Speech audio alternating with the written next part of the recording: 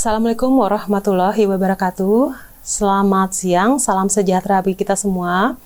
Pada kesempatan hari ini, saya ingin menguraikan sedikit berkaitan dengan materi kuliah pertemuan ke-10 Hukum Agraria mengenai Land Reform Indonesia.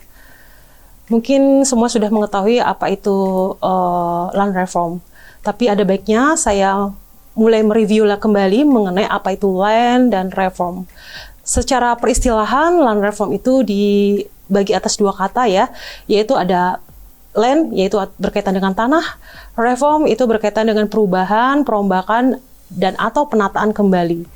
Land reform merupakan perombakan kembali struktur hukum pertanahan lama, kemudian membangun struktur hukum pertanahan baru. Ini merupakan salah satu dampak dari adanya perubahan peraturan perundang-undangan yang mengatur berkaitan dengan penguasaan pemilikan hak-hak atas tanah dari yang awalnya diatur dalam hukum kolonialisme Hindia Belanda, kemudian setelah Indonesia berubah menjadi negara yang berdaulat melalui kemerdekaannya. Oleh karena itu perlu adanya satu bentuk unifikasi hukum agraria yang bersifat nasional, kemudian lahirnya Undang-Undang Pokok Agraria. Jadi land reform ini merupakan salah satu semangat yang ingin diwujudkan dengan adanya peraturan hukum agraria atau hukum tanah yang baru yang diatur dalam Undang-Undang Pokok Agraria. Kemudian untuk lebih menspesifikasikan apa itu tujuan land reform, setiap program pemerintah tentu mempunyai tujuan-tujuan tertentu untuk bagaimana agar program itu dapat terlaksana dengan baik. Adapun tujuan-tujuan khusus dari land reform yaitu adalah untuk pembangunan yang adil atas sumber penghidupan rakyat yang berkaitan dengan tanah.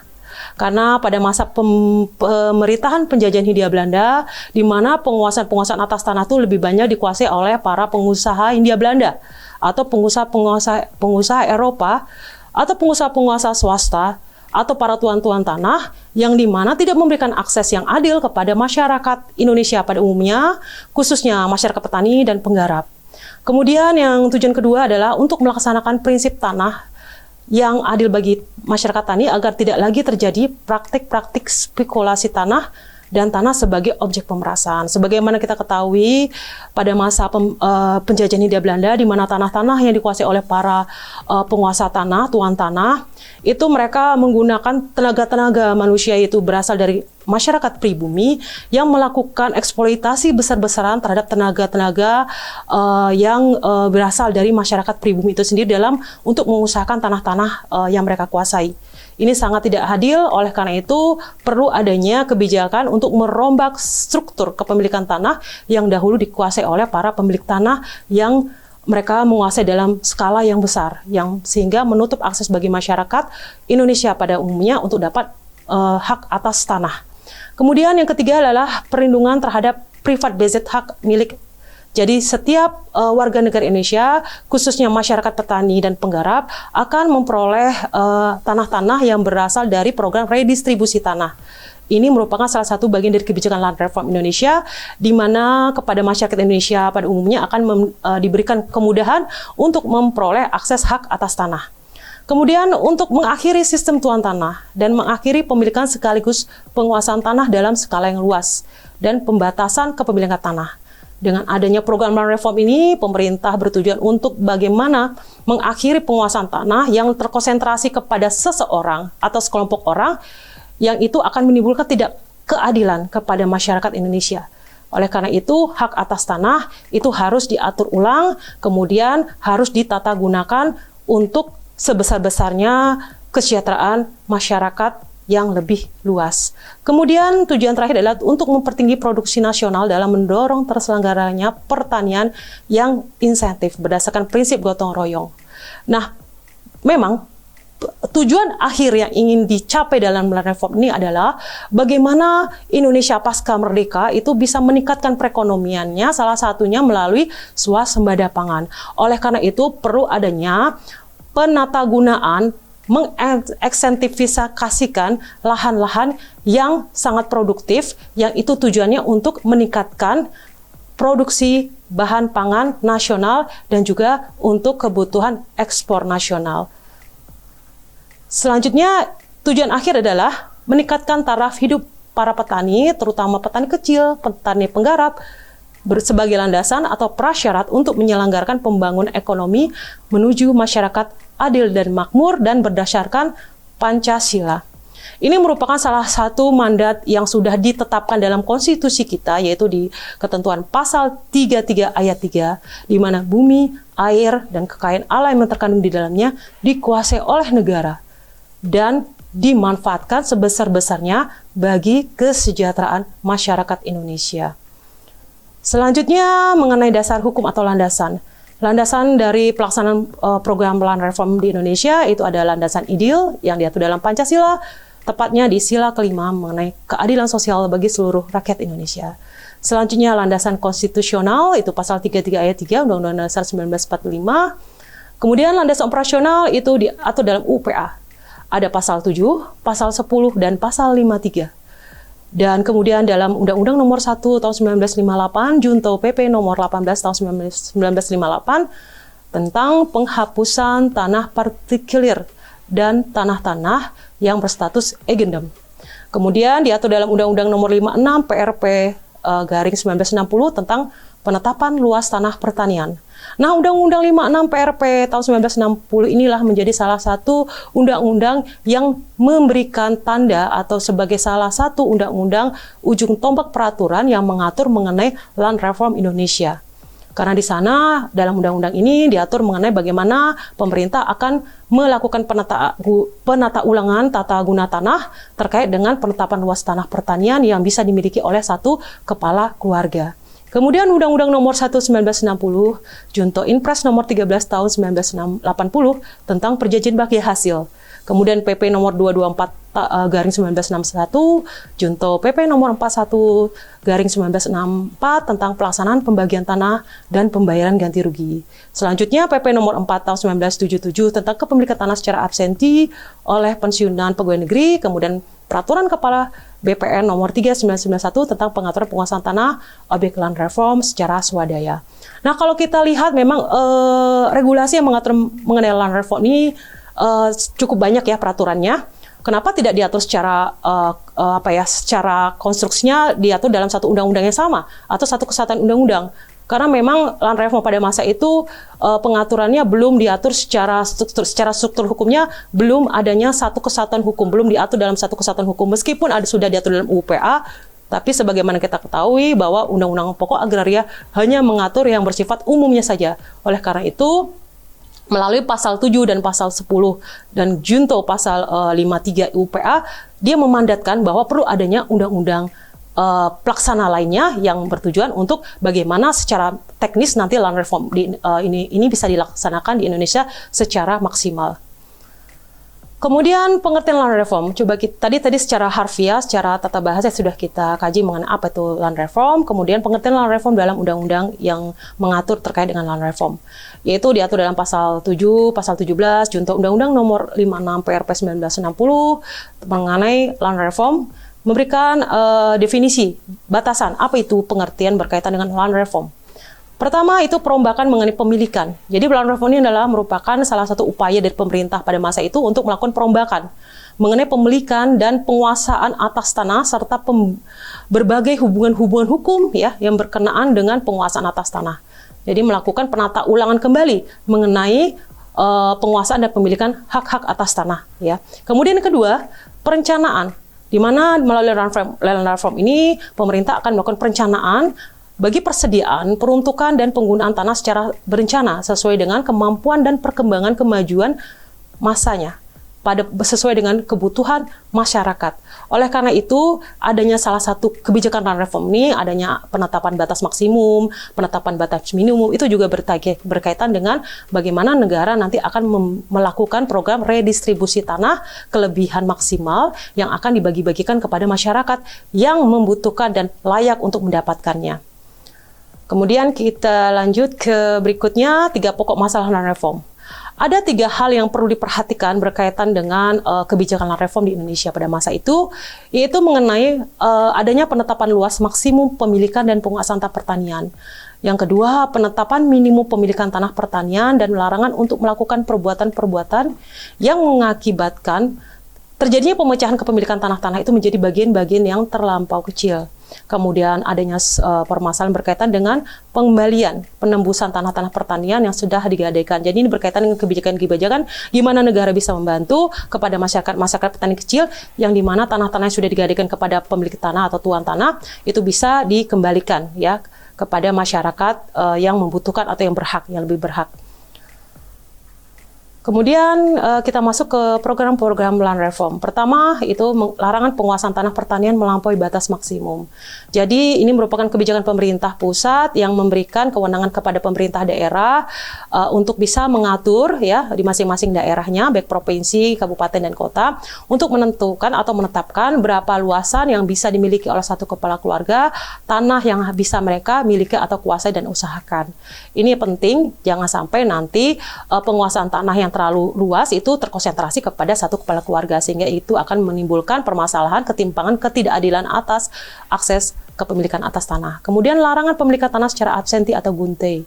Ini merupakan kebijakan pemerintah di mana seorang pemilik tanah atau seorang kepala keluarga itu tidak boleh memiliki tanah-tanah yang berada di luar domisili tempat tinggalnya. Jadi dia tidak boleh memiliki tanah yang berada di luar kecamatan yang berbeda, yang itu jaraknya sangat berjauhan dari tempat tinggalnya yang tidak memungkinkan si pemiliknya untuk mengusahakan tanah secara aktif dan terus-menerus. Kemudian redistribusi tanah-tanah selebihnya dari batas-batas maksimum. Itu redistribusi terhadap tanah-tanah absenti, tanah-tanah bekas suap raja, tanah-tanah negara lainnya.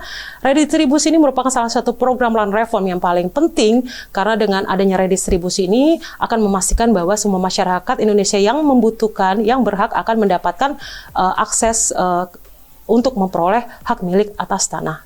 Kemudian pengaturan soal pengembalian dan penembusan tanah pertanian yang digadaikan.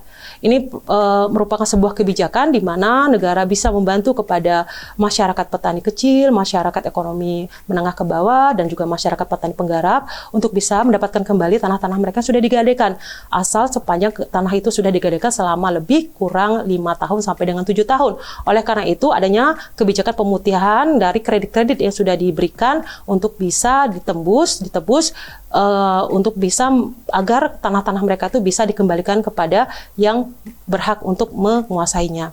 Kemudian pengaturan kembali tentang perjanjian bagi hasil. Ini merupakan kebijakan dari pemerintah di mana pada masa sebelum adanya kebijakan land reform, adanya perjanjian bagi hasil antara petani penggarap dengan pemilik tanah itu tidak berkeadilan ya, besaran bagi hasil dari hasil pemanfaatan tanah dan pengolahan tanahnya, sehingga itu menimbulkan ketidakadilan bagi masyarakat dan ketimbangan dalam bidang ekonomi. Oleh karena itu pemerintah dalam konteks ini perlu melakukan intervensi berkaitan dengan substansi perjanjian antara si petani penggarap dan si pemilik tanahnya. Kemudian penetapan batas minimum pemilikan tanah pertanian dan juga larangan melakukan perbuatan-perbuatan hukum yang mengakibatkan pemecahan pemilikan tanah pertanian menjadi bagian-bagian yang terlampau kecil. Nah, sebagaimana kita ketahui dalam kebijakan land reform ini bahwa setiap kepala keluarga itu akan diberikan minimal harus mempunyai akses kepemilikan tanah itu minimal 0,5 hektar atau sampai 2 hektar. Jadi tidak boleh kurang dari itu minimal. Jadi bak maksimal juga diatur dan juga luasan minimal yang bisa dikuasai juga diatur dalam program land reform ini. Dan juga ada larangan-larangan bahwa setiap pemilik tanah yang melampaui batas maksimal itu tidak boleh beretikat buruk untuk melakukan pemecahan luasan tanahnya untuk dijual kepada pihak ketiga yang bertujuan untuk menghindari terjadinya pengambil alihan tanah yang melebihi batas maksimum dari yang akan dilakukan oleh negara kepada masyarakat tertentu. Kemudian ada beberapa hal pengecualian ya, penetapan maksimum. Kebijakan mengenai penetapan maksimum ini tidak berlaku. Penetapan maksimum kelebihan tanah-tanah itu tidak akan berlaku terhadap tanah-tanah pertanian yang sudah dikuasai dan sudah dilekati dengan hak guna usaha, hak-hak lain yang bersifat sementara terbatas, tanah-tanah bengkok atau tanah jabatan, dan tanah-tanah yang berstatus yang dimiliki oleh badan-badan hukum. Itu menjadi salah satu objek, menjadi bagian-bagian tanah atau jenis-jenis tanah yang dikecualikan, dikenakan kebijakan penetapan maksimum. Kemudian berkaitan dengan setiap kepala keluarga atau orang perorangan yang dalam faktanya memiliki luas tanah yang melebihi batas maksimum, maka yang bersangkutan diwajibkan oleh negara untuk melapor kepada panitia land reform, kemudian meminta izin apabila ingin memindahkan hak atas tanahnya, kemudian usaha-usaha penguasaan tanahnya tidak boleh melebihi batas maksimum yang sudah ditetapkan oleh pemerintah setempat. Kemudian tanah-tanah yang bisa didistribusikan dalam program land reform ini diatur dalam pasal 1 PPN 224/1961.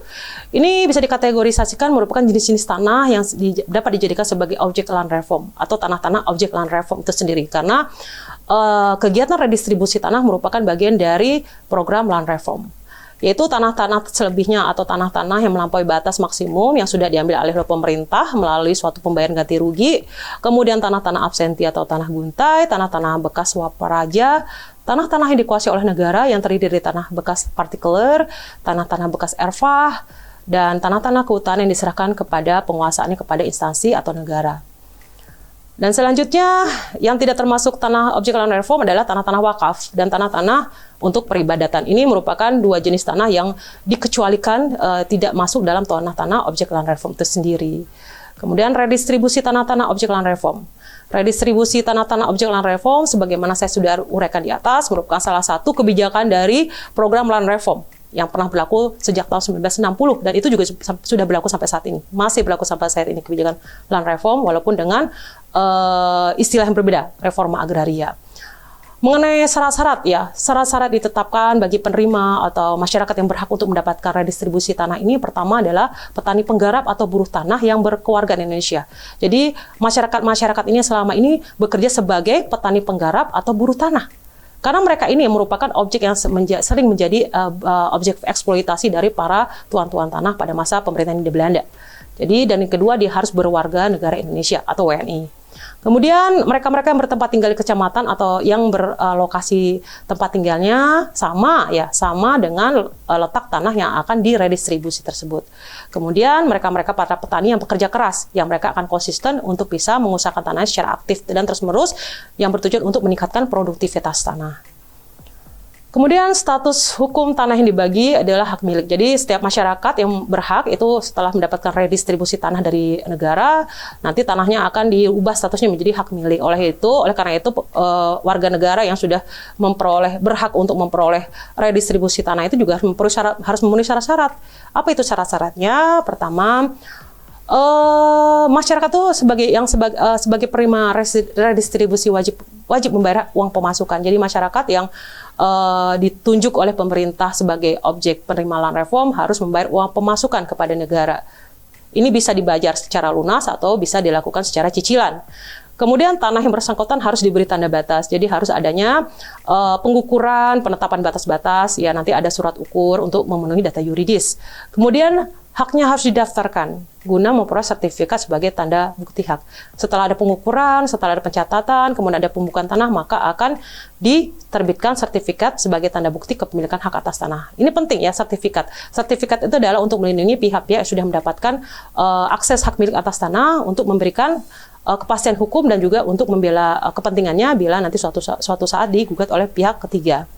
Kemudian penerima redistribusi wajib mengerjakan atau mengusahakan tanahnya secara aktif. Ini ada pernyataan bagi penerima redistribusi tanah. Jadi ada pernyataan atau pernyataan kesanggupan dari masyarakat yang sudah yang berhak untuk mendapatkan redistribusi tanah untuk menyatakan bahwa mereka mampu dan bisa mengusahakan, berkomitmen untuk bisa mengusahakan tanahnya dan akan meningkatkan produktivitas tanahnya dari tahun ke tahun, akan menunjukkan peningkatan yang baik dan stabil.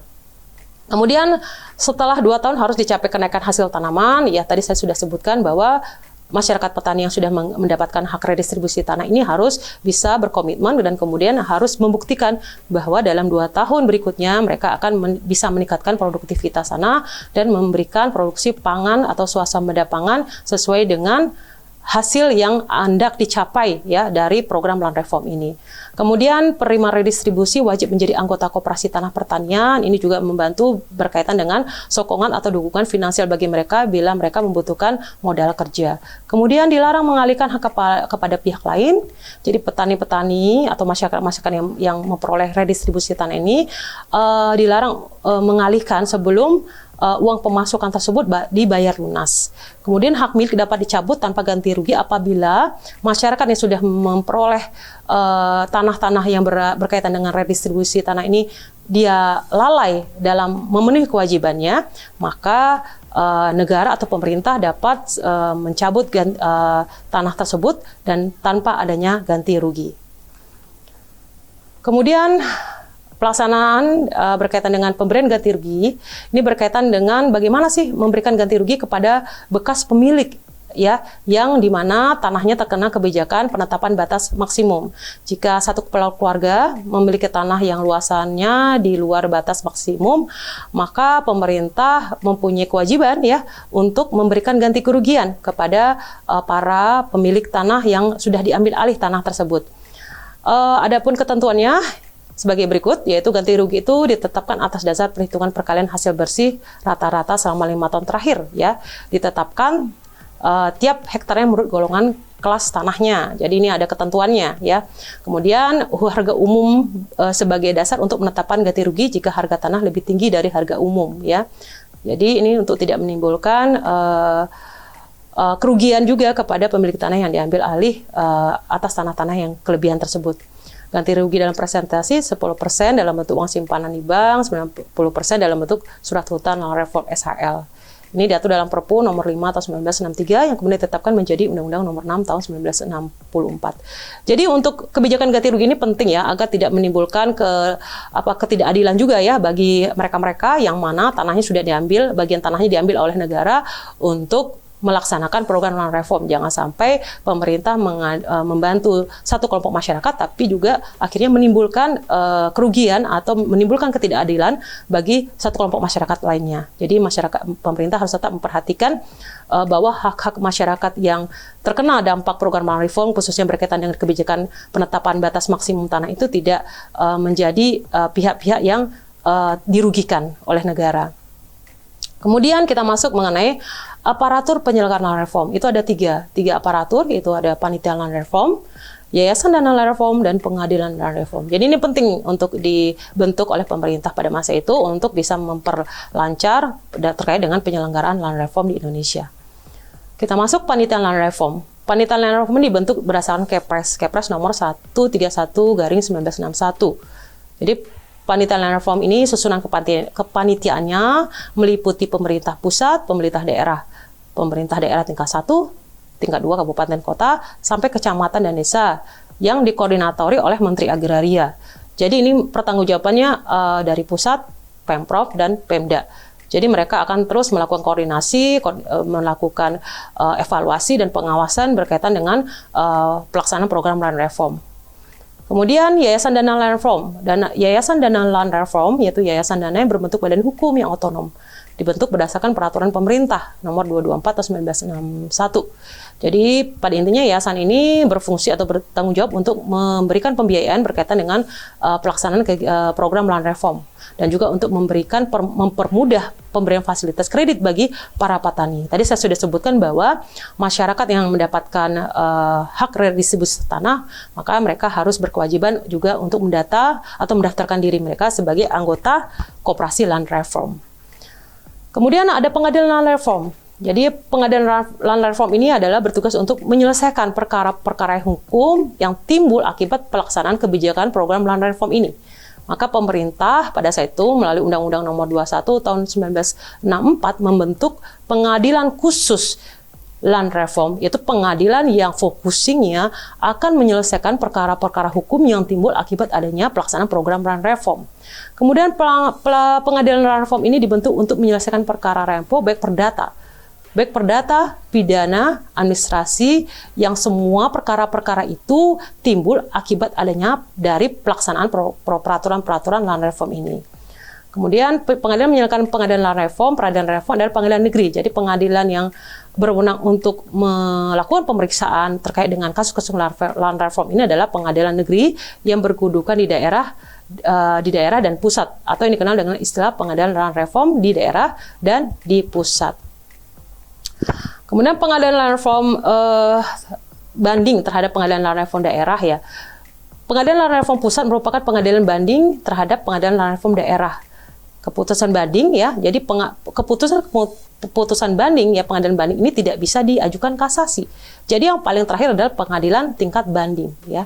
Kemudian setelah pemerintahan berubah menjadi dari orde lama ke orde baru, pengadilan land reform ini dihapus atau dibubarkan pada tahun 1970 ya. Penghapusan ini berdasarkan Undang-Undang Nomor 7 Tahun 1970. Bersamaan dengan berlakunya ketentuan ini, maka secara otomatis juga menghapuskan Undang-Undang 21 1964 tentang pengadilan land reform. Jadi pengadilan land reform ini, sebagaimana kita ketahui saat ini sudah tidak ada lagi, sudah dibubarkan, ya. Dan oleh karena itu penyelesaian pelanggar kasus-kasus yang berkaitan dengan land reform itu ditindaklanjuti atau diselesaikan melalui pengadilan umum, peradilan umum, karena pengadilan land reform sudah dibubarkan. Jadi ini ada beberapa bagian yang menjadi hal yang penting ya bagi pemerintah, karena pada saat ini khususnya karena kebijakan land reform Indonesia yang pernah digagas atau pernah dilaksanakan pada tahun 1960, kemudian pada tahun 1970 itu diakhiri atau dibubarkan lah atau dihapus kebijakan ini. Tapi sebenarnya pada intinya kebijakan ini tetap dipertahankan ya.